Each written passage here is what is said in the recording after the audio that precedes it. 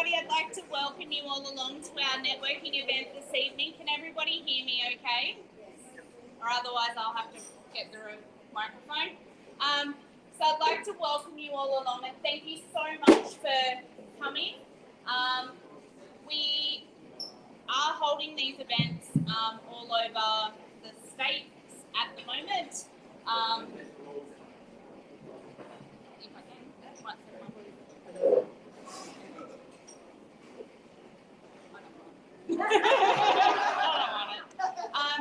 And this is to get like-minded providers through that provide medically complex supports to people across all of Australia, to get our networks nice and tight, that we're able to refer and trust the people that we're referring to, but also letting the hospitals and also allied health professionals and things like that know that we're here and we're able to support as well on the other side of things, including from our nursing care through to our support coordination and just advice and the intensive care hotline as well. So just to help out with that. So first of all, I will welcome Trevor from ResMed to come up and have a chat. And he's going to tell us a little bit about ResMed. Yep. I'm Trevor Ford, like probably a lot of you would know. Trevor Ford, the New South Wales sales rep, and we look after a particular amount of ResMed products. Portfolio. Sorry. Hello. Okay. So basically, with ResMed, we cover obviously OSA products, bi-level products, as well as our ventilation range of products. And where we get involved is within the hospital space, supplying the products obviously to patients within the hospital with all different types of respiratory issues. And myself doing the initial setup in the hospital, patients coming to ICU, M&D patients that need support, and then of course the clinical education around the products. Can you get the next slide? So basically our sleep portfolio is basically our Essence 10, Essence 11 and Essence 10 range. And then of course we have our ASB products and our bi-level products that we supply within the hospitals and in the private sector. And on the respiratory side of the products, we obviously supply the Astral range, the Stella, and obviously the Astral 150. All our devices are connected via AirView, remote connectivity, and these are supplied and supporting patients within the community. About a couple of years ago, say about 5 years ago, Patrick, I think we met, and I thought that talking to Patrick and getting involved with Patrick, what Patrick does, intensive care does, I think it's a good place for us to collaborate and network and bring other players that's in the same industry together to support a lot of these patients in the community. Because from what we see, and I suppose a lot of you are aware as well, support for the patient is a lot of sort of, you can say, fly-by-night people supporting these ventilation patients, and it's quite risky. And we've had a couple of incidents where some of these situations were pretty critical. And I just thought that it's great that we can actually work together and support each other. That's about it. Yep. Okay. Thank you very much.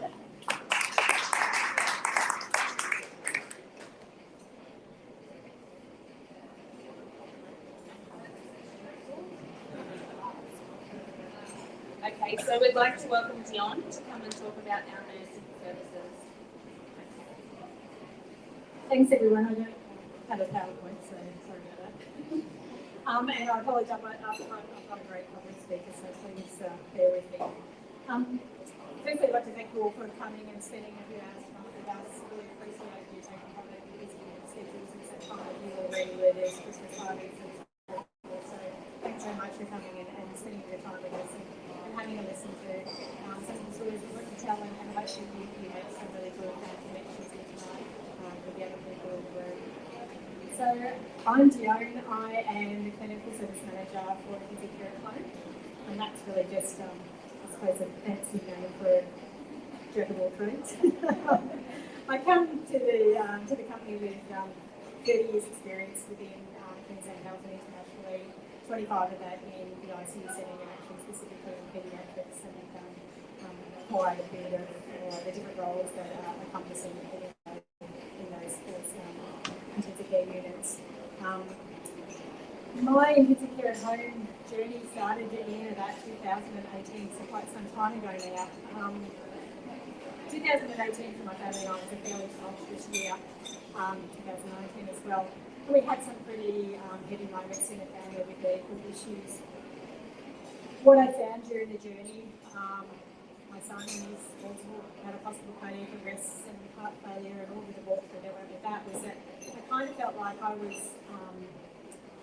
just being brought along on the journey with the right people coming into our world at the right time to help us through these settings. So with each horrible situation that happened, it would just be that the right person had entered our lives and helped us get through what was happening next in our lives. And so I was up one night and I was doing what I normally did because I didn't sleep for the better part of a year and a half, and that was researching and reading journal articles on this horrible genetic heart disease that had come and encompassed our world. And a Google ad came up, and it was intensive care at home. And it caught my eye, and I thought, well, I've never heard of that. That sounds pretty interesting. So I had a little look, and I read up on it, and I thought, oh my goodness me, this is amazing. This is something that's really needed. As part of my role as a NUM in ICU, we would often, transition patients home, and in paediatrics, that burden generally goes to the family to learn about ventilators and tracheostomies and how to care for not only their child as a child, but also to be their medical professional as well. And I thought, wow, that's amazing. What an amazing service. And then I had this sick feeling in the back of my throat because I reflected and thought, hang on, during this whole journey of all this happening to us, the right people came along at the right time. And so in my head, I thought, oh my goodness, the next thing is going to be that my son is going to need intensive care at home. And that was just my illogical, logical train of thought that, this is going to be our next part of the journey. And I felt quite dejected. I went to bed that night to lay there and look at the ceiling and just, it was a pretty horrible feeling. I got up in the next morning and I had reflected quite a bit overnight, and I thought, actually, this is a good thing. Because now I know that if this is the journey that we end up going on, intensive care at home exists, and they're doing this stuff already. And so if that's the pathway that my son goes down, I'm not going to be expected to be the expert looking after him at home. There's people that are doing that as a company, and there's going to be support there for me. And in my head, that helped a lot. And I actually thought to myself, okay, well I'll pop that in that box there. Now I know that if that's a bad thing that happens, this is the company I go to. Put it on my favourites list. It was up there with all the journal articles, and I thought, okay, that's great, well done. And I'm happy to say that the next year or so, it was a better part of the journey, and my son successfully got his heart transplant, and touch wood, wherever there's wood, he's living his best life at the moment. And then a couple of years back, I was again finding myself at the journal articles and trying to research, because unfortunately the effect of the stress of that has actually kicked off my part of the heart failure, and I found myself unable to work anymore. I couldn't walk from the car park to my job as a nursing director with Metro North. And I found myself back at home researching, how do I keep myself alive for these kids? What can I do? What drugs are out there? What are the things? And sure enough, pops intensive care at home again on my Google search, and I'm like, okay. So it's happened the second time, and the first time it wasn't because my son needed them, so I thought, well, hopefully it's not me, but this time I'm going to pick up the phone and I'm going to talk and see what's the deal. And this lovely gentleman, Patrick, answered the phone, and he talked to me about his company and his ethos, and oh gosh, it must have been about an hour later. I got off the phone and I thought, you know what, I've got a new career. This is amazing. Because having spoken to Patrick, I realised that while I was stuck in his physical body, it wasn't doing what it should do. Patrick had saw a different side of me. He actually saw that I had this ability and his connections and his knowledge that I built up over 30 years, and I was sitting at home feeling so useless because my heart wasn't working and I wasn't able to talk in longer than 3-word sentences. But he didn't care what my physicality was. He just wanted me for my brain, which is great because no one's ever wanted that. It's not one of my high points. But you know, he saw more in me and sort of said, hey, we want to open up in Queensland, and I think you've got what it takes. And in all honesty, I think, you know, in reflection, I think that every time that the Care at Home came up was for me to go on this part of the journey. And for me, I got this renewed vigour in life because, you know, as cliche as it sounds, I'm a nurse because I care. I'm a nurse because I want to care for people and make people feel better. And all of a sudden I had this opportunity to keep doing that despite my physicality. And so the journey began. And so for about a year and a half, I probably spammed most of you on email talking about how wonderful our service is. And have been lucky enough, pardon me, probably for about the last year now to have some clients that we are able to care for. We've really successfully shown what we can do with intensive care at home by bringing home, you know, one of our first Queensland medically complex clients who left hospital 3 months ago with the care of the intensive care at home nurses and hasn't had to go back. And I didn't really think that was such a big deal because, you know, he's got ICU nurses working and looking after him admittedly 12 hours a day. I went back to the hospital just recently because they've referred another patient, and I sat in the room with the same stakeholders that have referred this client to us, and they just went, oh my God, I'm so glad you're here. Thank you so much for what you've done. And I'm like, that's not my job, but I don't know what to talk about. They're like, we have never had a client transition home that's been complex care that hasn't bounced back in 2 weeks. And he's been home now for 3 months. And I'm like, okay, actually, that's a pretty big deal. You know, we've only got 2 KPIs that are major KPIs in the company. One is to fill our shifts so that clients don't go without nurses. And the second is no unnecessary or unplanned returns to hospital. And I take it for granted that that's what we do, but that's what we do, and that's the difference that our intensive care nurses are making. They have the skill, the ability to see the problems before they begin. They're preventing these issues from occurring. And we work hand in hand with support workers, we work hand in hand with allied health, and we all bring to the table something really important to help these clients achieve what they want, which is they don't want to go back to hospital. I'm sorry for those of you that work in hospital that are here tonight, but they really don't like you. They don't want to go back. I was one of them too. They didn't like me either. They like being at home. And as I was saying to some of the nurses in the corner, we've had clients that have gone home in palliation. You know, they've been told by the hospital that's it, we're done. And they go home to live out their lives, and 8+ years later, we still have those clients with us today.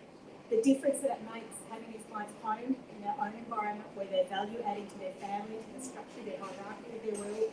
They've got their dogs and cats sleeping on the bed with them, and they have purpose in life again.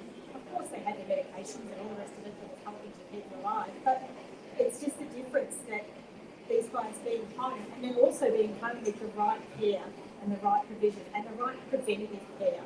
Nurses aren't magic, but we can certainly do a really good clinical assessment and we can see some problems before they begin. And you know, there's not a nurse in this room who doesn't know the smell of pseudomonas, right? We're just not, you know, for us it's a call to the GP to say, hey, something's going on here. It's not waiting until that client gets unwell and then needs a transfer to the hospital and sits in ED for 8 hours and goes through that whole process. We're preventing that. In fact, we did do a formal service in New South Wales where we had a contract with New South Wales Health as an emergency department bypass service, where our nurses would go out to nursing homes and so forth, but just to help clients with there's gastric tube problems and indwelling catheter problems. These clients would normally have to get an ambulance, go to the hospital, sit in ED, get the changes done, and everyone knows that old people in EDs actually not great for their life and longevity. But we were able to provide that service and use community services such as phone X-ray services and prevent all of that horror for these patients to occur. And for me, that's the things that makes me get that feeling in my tummy. That's the reason I became a nurse, and that's the thing that makes me tick, that makes me feel like I did a good job today, I did the right thing, I did what I'm going for. So, pardon me, so I'd have to say that this is probably a job that's probably given me the most amount of job satisfaction I've had in my whole 30-year nursing career. I love to challenge factory. Patrick also loves to challenge me, but that's what makes it a really good service, because without that we don't get growth and we don't get improvement. So again, thank you for coming, thank you for hearing about us and you know, having a conversation about us. If you think you've got clients that could do with, you know, even just a conversation to say there are other options than maybe what we've got at the moment, be more than happy to come out and meet them and say hello. So yeah, that's me. Thank you.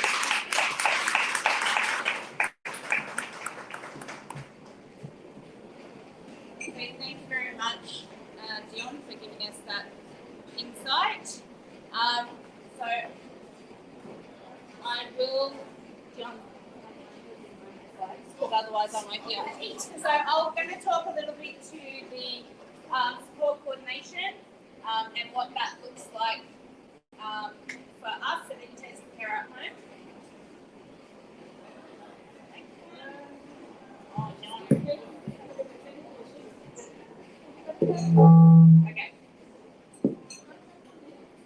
It should be. Okay. That's all right. I'll just talk. And these are all Dion's files. This is what my brain looks like. Just so you know, that's what is going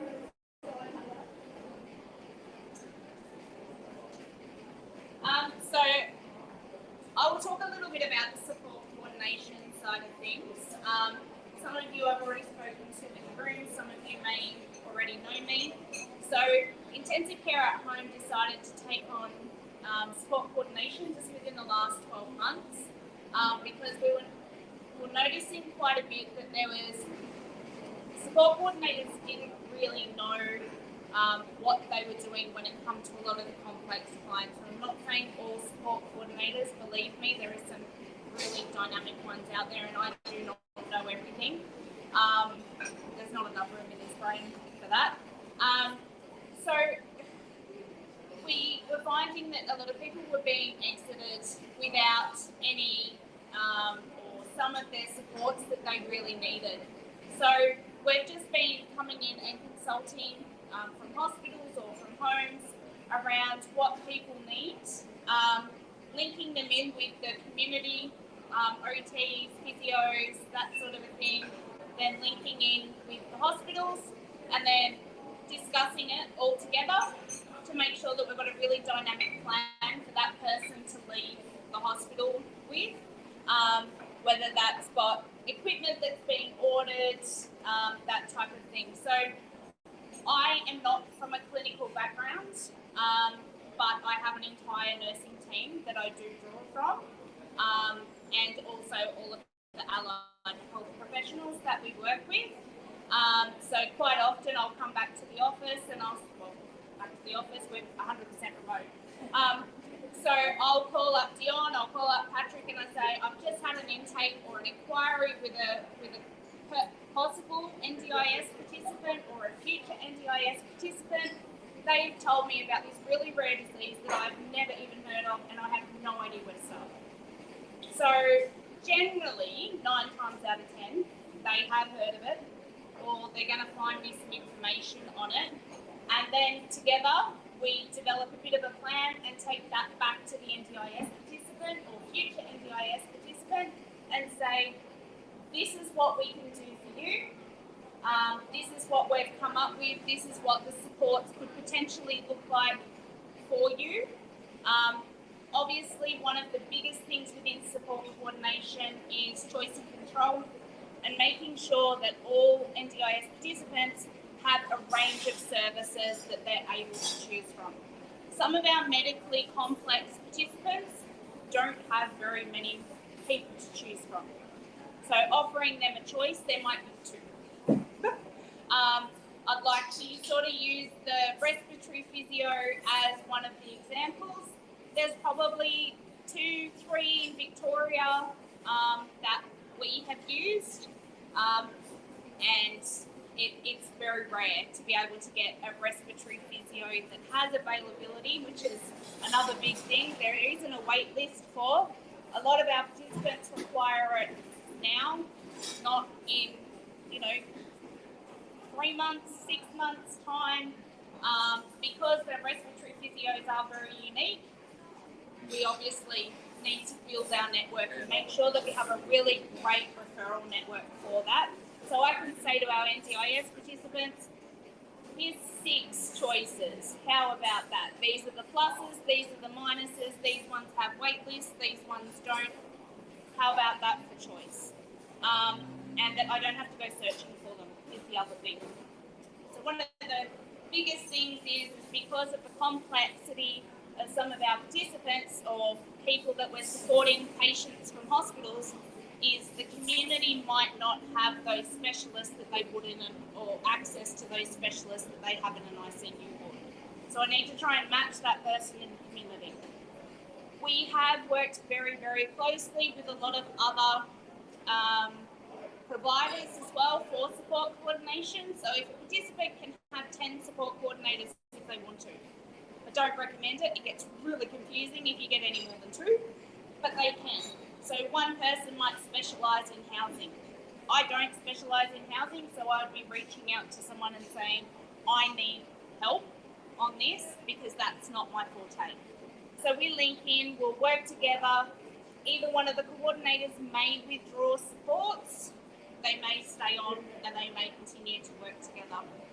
So I guess for myself, this evening is really about collaboration, getting to know some of the amazing people that are here in Queensland. We do have participants here that we do support coordination for, and also within the community that have nursing care, and we just want all of the best people that we can refer onto, and making sure that that network is really strong for the people that we support. Does everybody sort of know what support coordinators do? I mean, it's relatively self-explanatory in the title,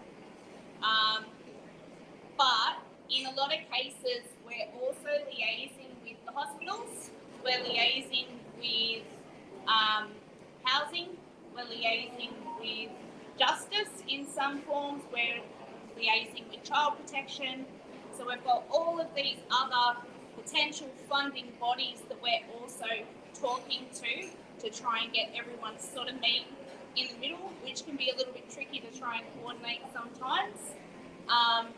But that's also part of our role as well. We've found that the NDIS will try and give level 2 support coordination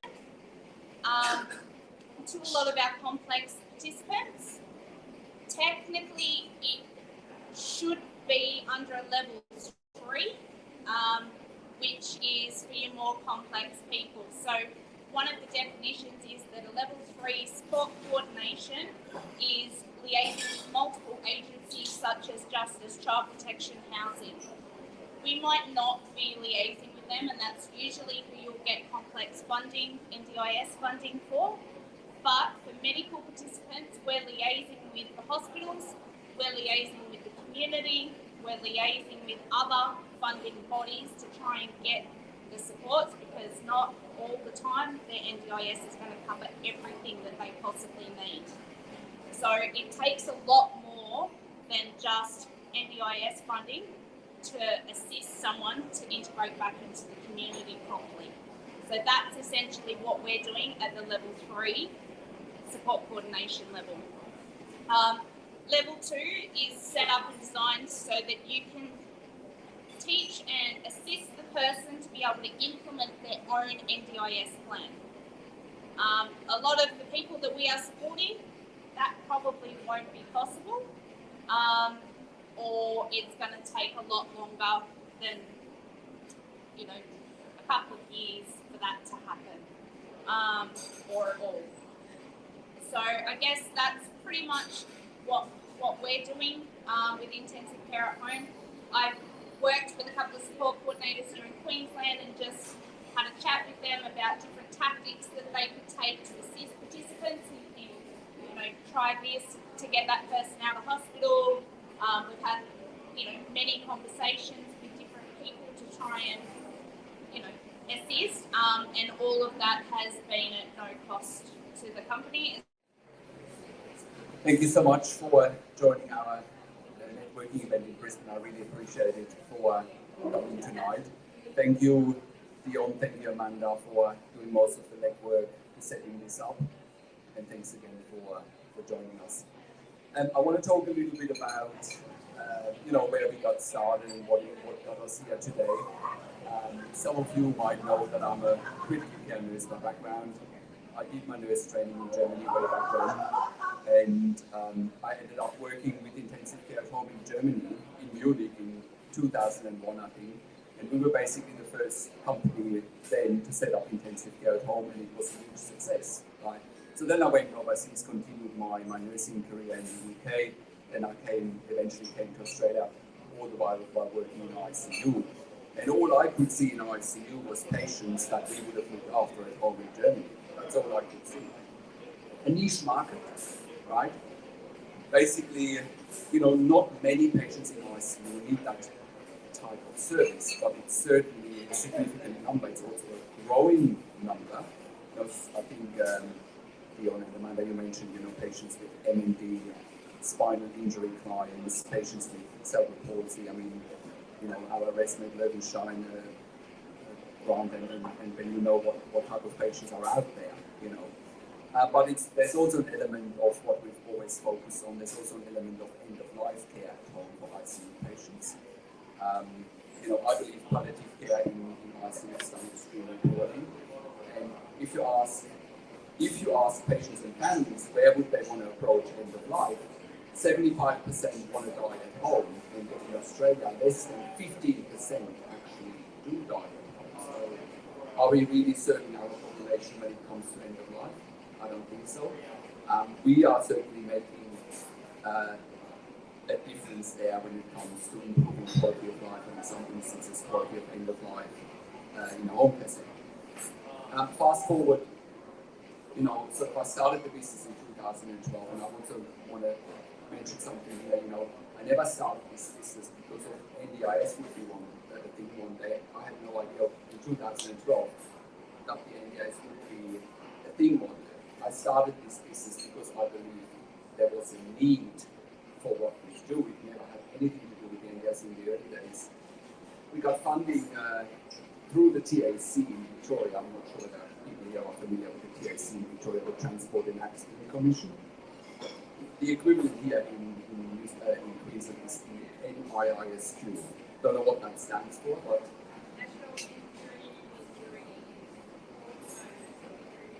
something. Right. And that was sort of the gateway for us in 2014. It took a couple of years to open the doors, but that was sort of the gateway in 2014 to prove our concept. Because prior to that, when I was going out there to ICUs trying to open the doors, I was told, well, you can't do this at home. And I said, well, we've done this at home in Germany way back then. It was never a question to me that it wouldn't work. We just needed a client to prove our concept. And our first client in Melbourne at the time was a C1 spinal injury client who was looked after by support workers at home. That's a ventilated client with a tracheostomy, looked after by support workers at home. And of course, he bounced in and out of ICU because they couldn't keep him home. And the TAC eventually came to us, and also the ICU came to us saying, hey, we've heard of your service, we've got a big problem here, the client doesn't want to be here, we don't have a bed space for him, and someone's paying double for an ICU bed than we would charge at home. So in my eyes, that's a win-win situation. So anyway, we started with this client, and we proved our concept in no time. When we worked with this client never went back to us. And that's what Dion said earlier. What do we measure in our service? There's two things we measure, not more than that. One thing we measure is, have we got all shifts filled? And number two, are our clients at home? Because if they're not at home, we don't have a business. Our name wouldn't be worthwhile, right? So that's pretty much all we focus on. And the reason we can focus on that is simply that, I believe we can select our staff. We want a minimum of 2 years solid ICU or ED experience, ideally with a postgraduate critical care nursing qualification. That's what we focus on. I don't have the exact stats, but I do believe our nurses have critical care qualification. That's very similar to what ICUs have. So I think we can proudly name our service intensive care home because it's not a fancy name, it's not a marketing gimmick, it is actually what we do, right? So, and I think we have really changed and transformed lives over the years. From families that were really living in ICU, that were absolutely traumatized by their experience, going back home to a stable, predictable environment where they can actually start living their lives. We have some clients where both parents could no longer work because they were either full-time carers at home or they were bouncing between ICU and home, right? And some of them, I believe, we saved from going into poverty, right? Because all of a sudden they were able to go back to work again. Like I said, I think we really transformed some lives over the years. Another thing that I forgot to mention in the beginning, I really want to thank also not only our nurses on the road that are out there right now as we speak, like looking after the growing number of clients in the community, whether it's now in Victoria, New South Wales, and also now in Queensland. Really big thank you to our nurses on the road. Also a big thank you to all the people that are working tirelessly in the background, which is our admin team, whether it's our nursing admin team, whether it's our lost admin team, whether it's our finance team, whether it's our HR team. Nothing would happen without them. So there's so much work going on in the background that I can't stress enough. The work they're doing almost around the clock to keep the patients at home, keep the clients at home, and have that predictability of clients because that's what they're looking for. They want to be at home, predictable. I want to bring, level. Another thing that we obviously learned over the years, which is where I want to quickly tie in with what Amanda said. Some of you in this room would be well aware of funding constraints in the community, especially around the NDIS. Now, from my point of view, it's a perceived funding constraint, right? Because funding for our service, and I know a lot of you in this room know that there's sometimes support workers looking after regulated clients in the community. In my mind, that is very often a death sentence, and I have evidence for backing up what I'm saying here, right? And we never had an issue with funding for our NDIS clients with the right NDIS support. It's never been an issue, right? Which is why we eventually went down the track of hiring Amanda to provide the service in-house, because it has been very much hit and miss over the years with the NDIS support coordination side of things. But it's never been hit and miss with the right NDIS support coordinator. The NDIS at the end of the day is an insurance scheme. And just like any other insurance scheme, if you tick certain boxes, and if you provide the evidence, then funding will follow. Right? So that's certainly something that we've seen over the years. What we've also seen is, on the other extreme, with the wrong NDIS support coordinator, the patient can die, and people have died because of lack of funding for critical care nurses, and people have died with the support worker model. And obviously we're very opposed to that because, we know of at least 5 or 6 clients over the years in the community that have died because of the support worker model. And if the NDIS wants to continue going down that track, there will be more casualties along the way. We believe that we now have infrastructure that our clients need to be safely looked after at home, critical care nurses 24 hours a day instead of the support worker model. The other thing that I want to say on that note, our service is actually evidence-based. So what do I mean by that? When you look at our website at intensivecarehome.com, there's a section where it says the mechanical home ventilation guidelines. So when you look at this section, it's research that comes out of Germany when intensive care home first started, that it's only safe to look after a patient at home plus minus tracheostomy, if you have a team, a 24/7 team of critical care nurses with a minimum of 2 years critical care nursing experience, so it's evidence-based. The NDIS can't tell me that the support worker model that clients have died and we have evidence for that is evidence-based.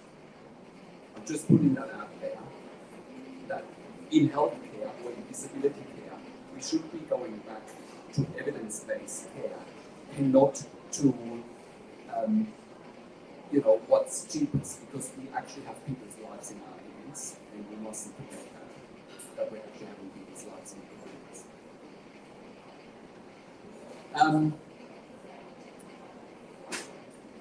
In the meantime, so when we first started in Victoria in 2012, we did eventually then start getting some clients in New South Wales that came organically. It wasn't that we were trying to branch into New South Wales, really word of mouth spread into New South Wales eventually, and we were actually starting there during COVID when we couldn't even interview people in person. We had to interview staff online, which worked out fine in the end. And then almost also what started to grow organically here in Queensland in 2021 when one of our Melbourne-based clients first moved up here. And they asked us, well, can you find us some staff in Brisbane, which we did. And then Dion, contacted me at some point, wanting to work for us, which was really a godsend.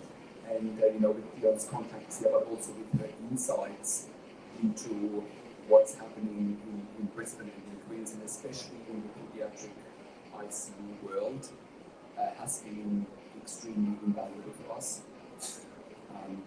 And we are now having a small but growing nursing team here in Queensland. So thanks, Jane. Thanks to Leanne for coming tonight as well. And we have admin staff here tonight as well, that work from up here in Queensland. So thank you, Chloe, for joining us as well. And Siobhan, our HR manager, is also here in Queensland. So thank you, everyone, for joining us tonight. I want to wrap this up here now because I think we've got some food coming. And but if you have any questions, please, now is the time to ask some questions. Or you can get in later on.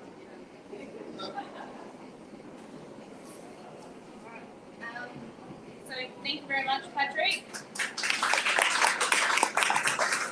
if you just want to sort of mingle a little bit until the food comes out, it won't be too long.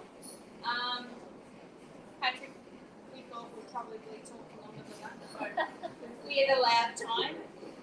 So the food should be out in the next sort of 10 minutes or so anyway, but please chat amongst yourselves, or if you've got any questions, come and grab one of us. More than happy. Thank you so much all for coming.